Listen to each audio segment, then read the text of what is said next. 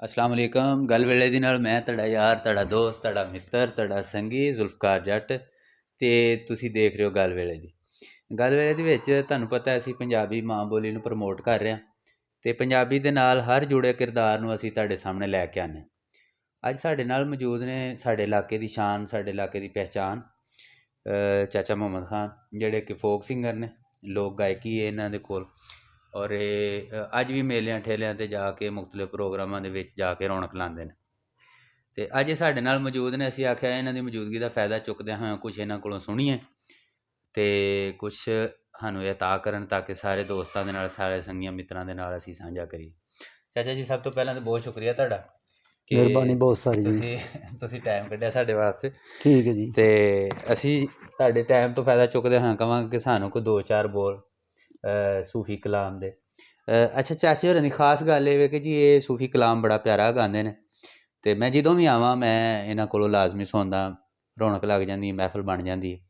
ते तुहानूं पता है साडी धरती जिहड़ी है ना पंजाब, एह् सूफियां दी धरती है। इत्थे बड़े बड़े सूफी पैदा होए, बड़े बड़े बजुर्ग पैदा होए जिन्हां ने पंजाबी मां बोली दी बड़ी खिदमत कीती।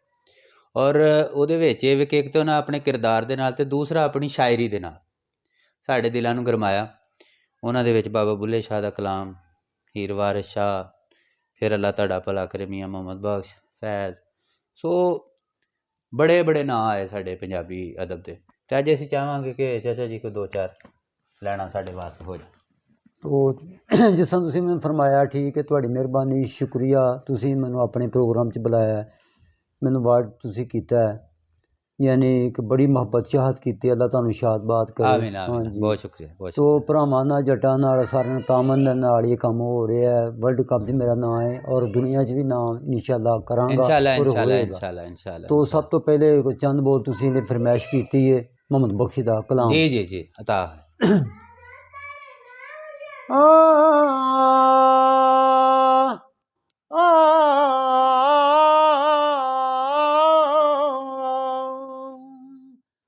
ਲੋਏ ਲੋਏ ਉਹ ਬਰ ਲੈ ਕੁੜੀਏ,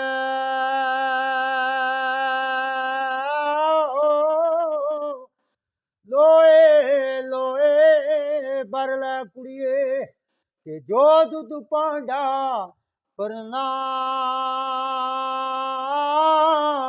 ਸ਼ਾਮ ਪਈ ਬਿਨ ਸ਼ਾਮ ਮੁਹੰਮਦ ਤੇ ਕਰ ਜਾਂਦੀ ਨੇ ਡਰਨਾ।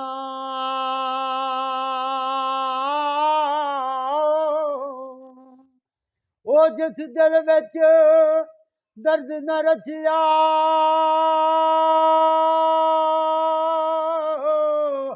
ਤੇ ਕੁੱਤੇ ਉਸ ਤੋਂ ਚੰਗੇ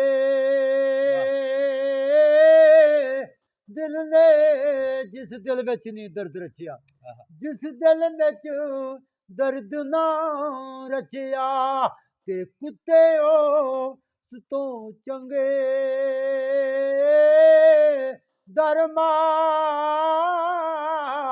ਦੀ ਉਹ ਰਾਖੀ ਕਰ ਲੈ, ਤੇ ਸਾਬਰ ਭੁੱਖੇ ਨੰਗੇ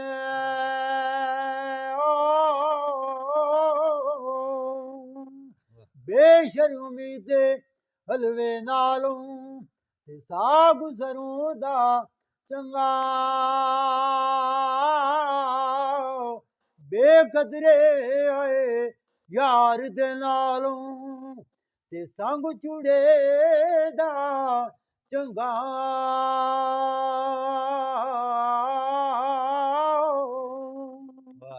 ਜੋ ਕਿਸੇ ਦਾ ਆਸ਼ਿਕ ਹੋਵੇ ਤੇ ਉਸੇ ਦੀ ਗੱਲ ਕਰਦਾ, 100 ਮਕਰ ਬਹਾਨੇ ਪਾ ਕੇ ਤੇ ਉਹਦੇ ਮਰਨੇ ਉਹ ਮਰਦਾ।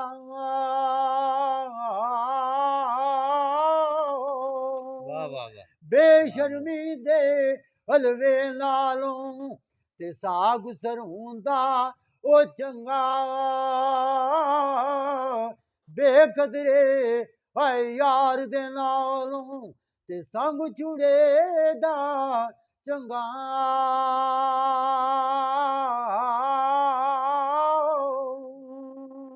ਸਦਾ ਨਾ ਬਾਗੀ ਬੁਲਬੁਲ ਬੋਲੇ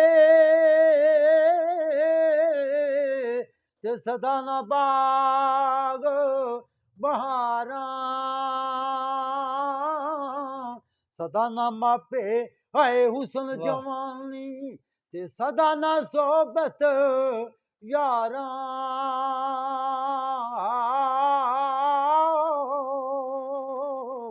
ਇਜ਼ਰ ਤੇਰਾ ਜੇ ਉਹ ਪਾਣੀ ਮੰਗੇ ਤੇ ਖੂਨ ਨਾ ਦੇ ਗੇੜਾ